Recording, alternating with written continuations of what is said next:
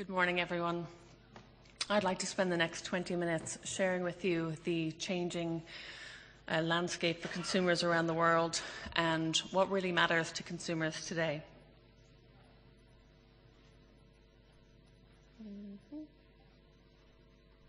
Now, I'll start with looking at the big picture. That's the macro picture and the main contours that are shaping the global world today. I'll then move on to what we call the new normal, how consumers are behaving today after 3 long years of global recession. Then move on to the global consumer lifestyle trends around food and drink. We have 6 trends based on robust research. And then finally, just sum up and leave you with some points to ponder about your businesses and about the consumer. So let's begin by looking at the macro context of the world around us. The world is getting squeezed. There are 3 key issues which will dominate and shape the global landscape for years to come. A growing population and the pressure this is placing on already scarce resources, in particular energy and resource shortages, and pressures on food and water supplies, all of which will heighten the scrutiny and the focus on agriculture, food production, and consumption habits. If we then add into the mix the fact that we're getting older, the picture becomes even more complex. Populations around the world are aging. That's everywhere except Africa. But the significance and likely impact of this is really brought home when we consider that by 2050, that's within 40 years, there will be more old people in the world than younger people. The biggest immediate impact of population growth is urbanization. But urban growth will be very dramatic. The equivalent to a city the size of Los Angeles will be built every 3 months for the coming 2 decades, and that will mostly occur in Asia. And one huge impact will be on commodities, that on iron, steel, and concrete. And we're also increasingly living apart. Households are fragmenting, and the fastest growing household unit over the next 5 to 10 years will be single-person households. And this will impact how we eat and what we eat, and possibly lead to the erosion of good food habits and good food values, which are typically passed down from generation to generation. And we're getting fatter. At least 155 million school-age children worldwide are either overweight or are obese, with an estimated 42 million children under the age of 5 overweight, 35 million of whom are in developing countries.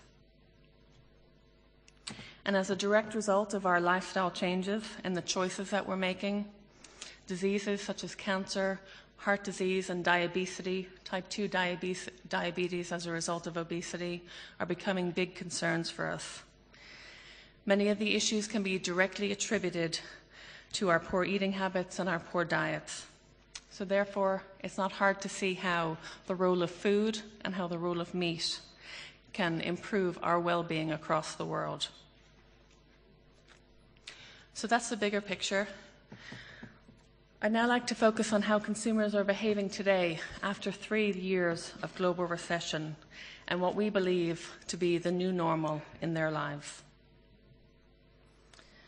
So when we consider the macro trends we've just looked at and all of the other things that are going on in the world around us, the Eurozone debt crisis, the erratic food and commodity prices, political unrest, it's not difficult to see that volatility has become the new status quo. And many consumers have seen tough times and things haven't improved in 2012. In fact, for many consumers, things have gotten worse this year. So consumers, as a result, are much more wary and vigilant, and things are getting much more difficult for businesses and brands to connect with people today and to engage with people in the marketplace. The soundtrack of life has moved from classical to jazz. The pattern of people's lives was much more easy-flowing and consistent in the past. Really, what we have now is that people have to react and think on their toes much more quickly. And essentially, simplicity is a thing of the past. So we're now moving from classical to jazz. Today, the economic situation is a top-of-mind theme in many of the world's developed markets. Apart from countries in the BRIC nations, very few believe that things are going well or fairly well financially in their country these days. And we see here that 18% of UK and 24% of US and Western European consumers believe that things are going financially well, so very low numbers there. But people are finding new strategies to cope with the pressures of this new reality. They're coping by retrenching into my world.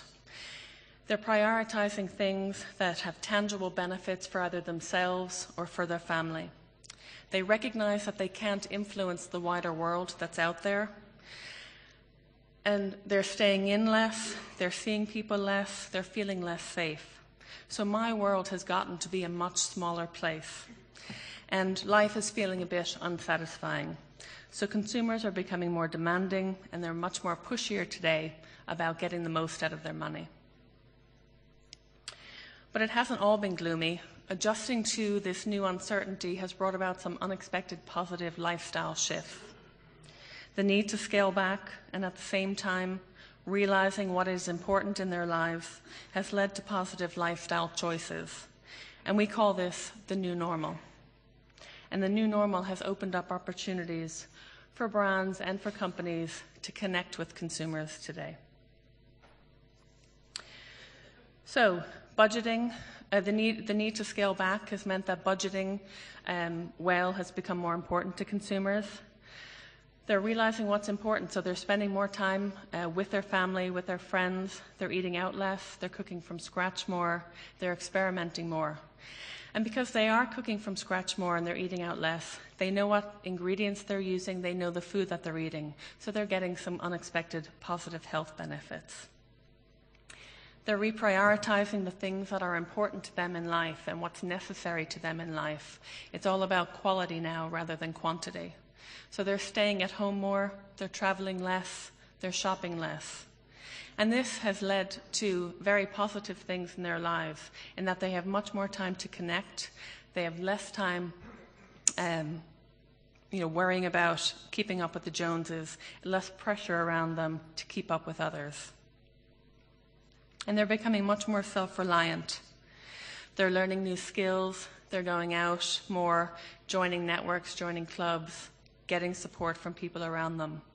So they have a renewed focus on goals, and they're rediscovering new interests and passions that they have in life. So a number of positive lifestyle choices. And food is one of the core elements that underpins these lifestyle choices or these positive shifts in lifestyle. Rethinking food budgets has become a helpful way for consumers to save money more generally.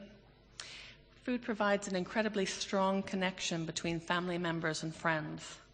And because we're cooking more, food has given some consumers a renewed sense of purpose. And as we saw, food offers consumers much more control over their health. So that's the new normal.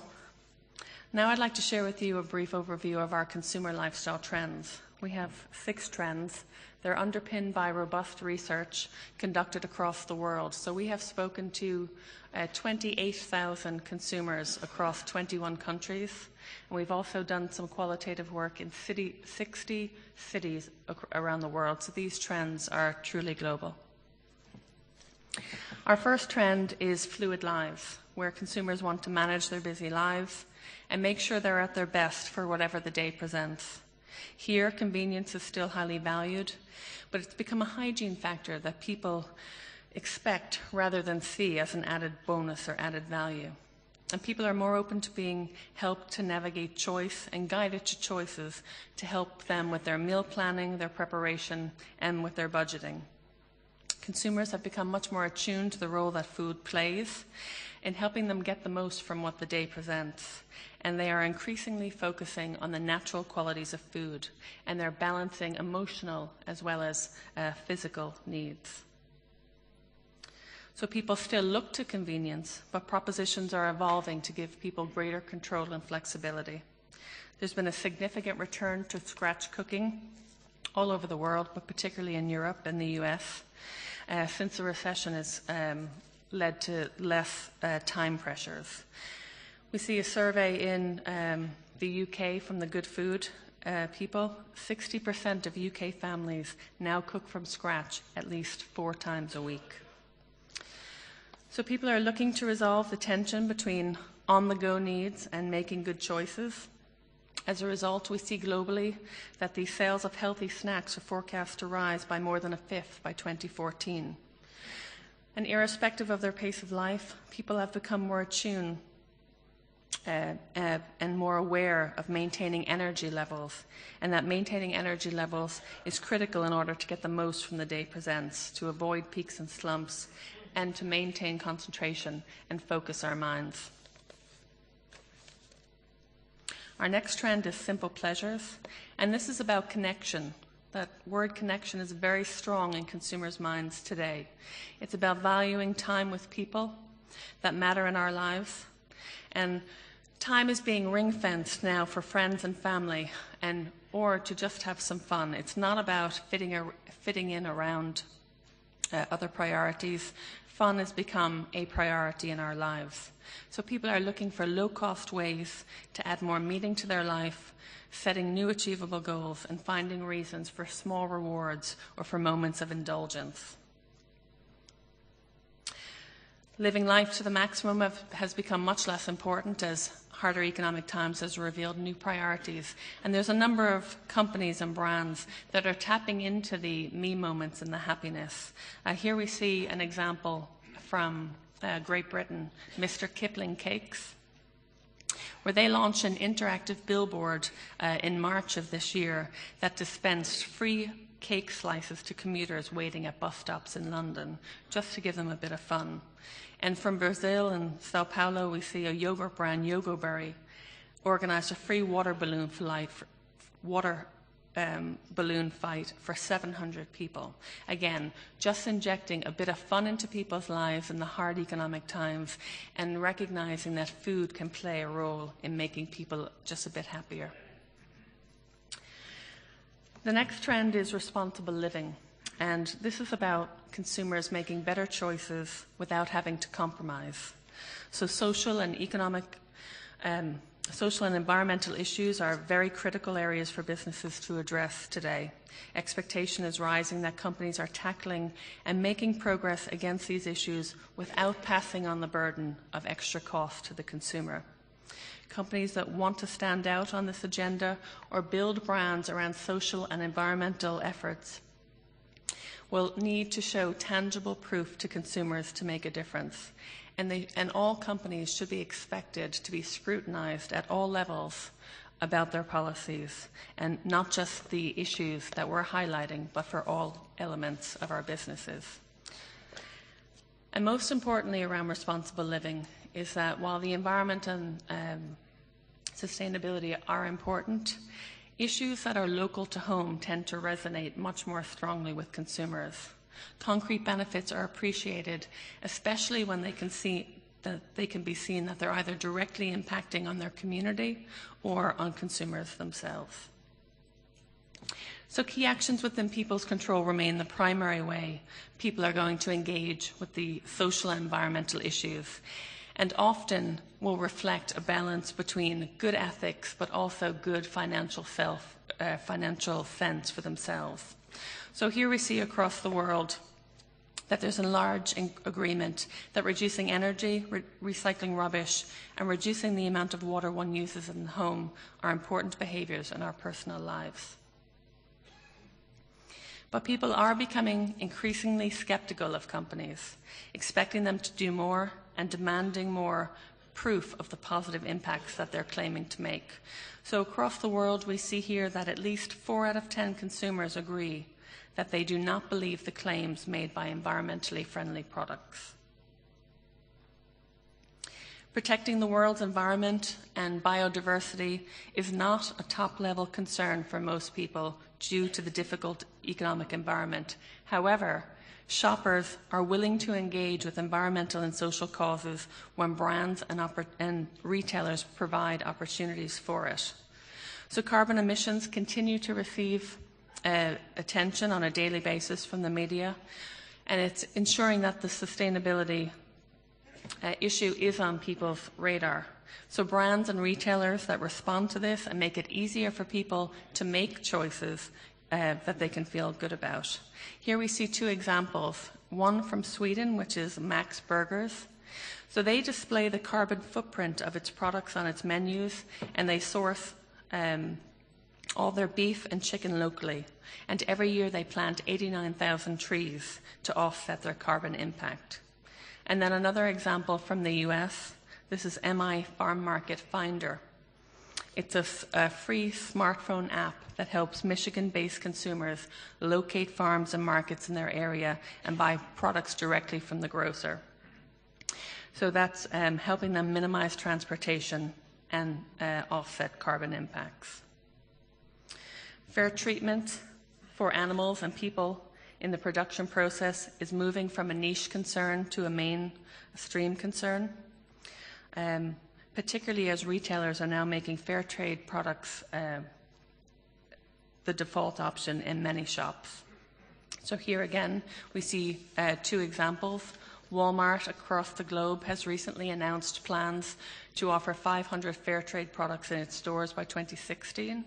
And also in the US, another app, a fair trade finder, which allows consumers to locate fair trade products much easier.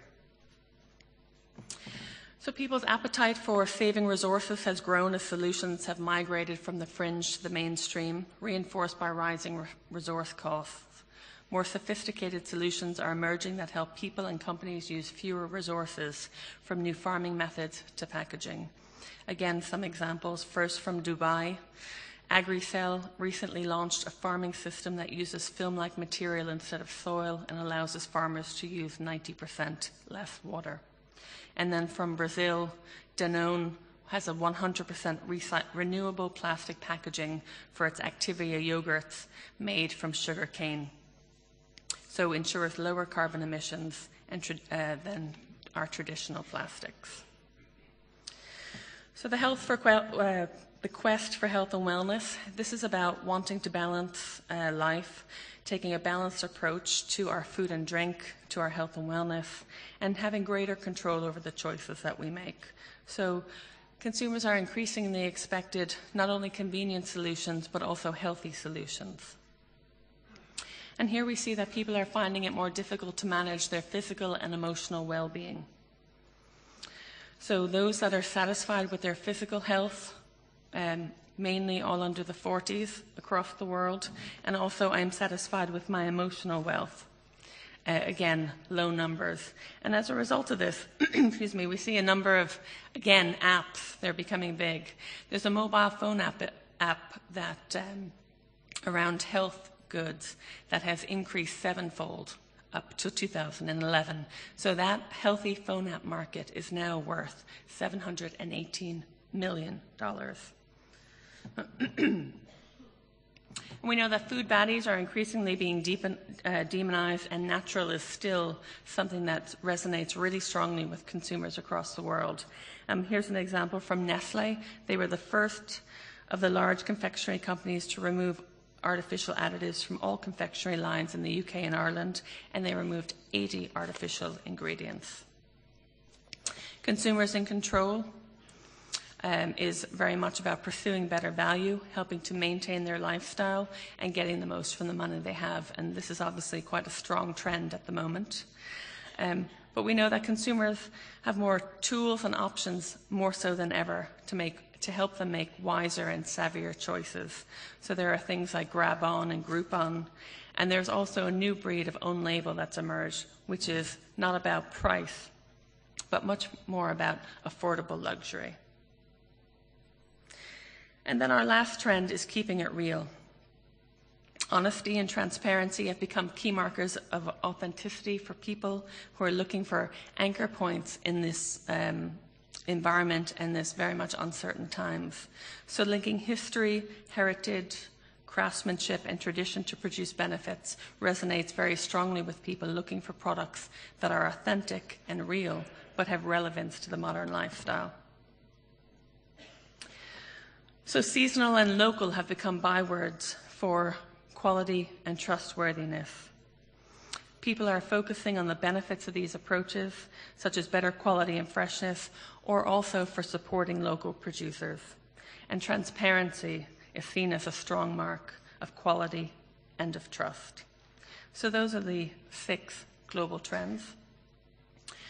Hopefully I've demonstrated how the challenging environment can also foster a greater connection to the consumer and how we can market more effectively to get that attachment to the consumer. I'd like to finish with just a few final thoughts. So the challenging times of the last few years are set to continue. But people have proved resourceful and able to adapt across the world. And the result is that today we have a much more food-engaged consumer than ever before. People will continue to look behind the scenes to better understand the value of the food they buy, and value will continue to be heavily scrutinized. But people will continue to embrace new ideas that offer healthy, nutritious, and convenient alternatives. Quality food is still in high demand, but it's imperative that the benefits are communicated well and that they have tangible benefits in order to demand a premium price. So if we think about the meat industry and your brands and your organizations, just a few questions for you to think about when you're thinking about the consumer. When you're thinking about your products or your brands, what kind of formats would help people to better manage portions for cooking or help food preparation? Could you use new technologies or packaging innovations to create sensory experiences at points of purchase? Are you communicating your health benefits as enough? If people are cooking from scratch more, they're making their everyday meals, they're eating out less, they want to buy healthy food, are we as an industry communicating our health benefits? It might seem fairly obvious, but we need to put that forward for the consumer. We saw that simple pleasures is a big trend. Things are fairly depressing today. People want a bit of fun. Can we help through our consumer offering at retail level or at food service level? Can we help people to add a little fun into their everyday lives, say through packaging or through communications? Are you shouting about your local credentials? Even if you're exporting, there are things about your local credentials that you can impart to your consumers that will make you a more attractive company or brand. And particularly in terms of environmental and sustainable issues, can you make it easier for people to understand the carbon and climate impact of your products? How can this be communicated in a meaningful way to consumers who have competing priorities? And thank you very much.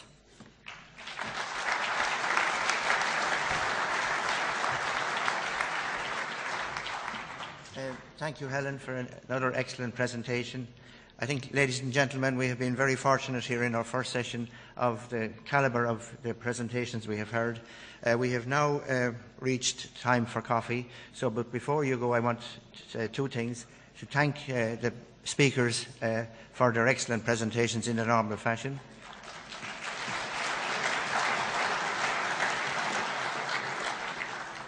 And secondly, I would like if you all could reassemble here at 10 minutes past 11, because we have a very packed session for the remainder of this morning's session. So if you're all back in time, we can get through it all, because I think there's a lot to discuss and we want to do that. So I'm closing for now. Be back at 10 past 11. Thank you.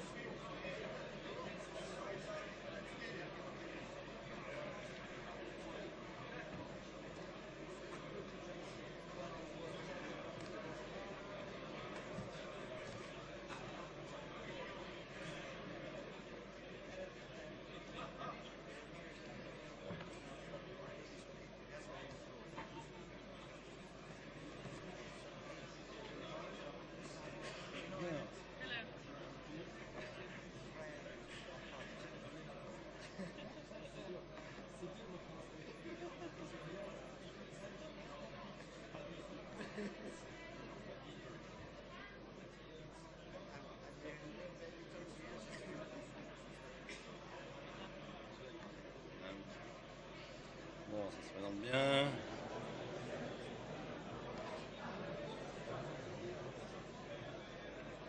Ok.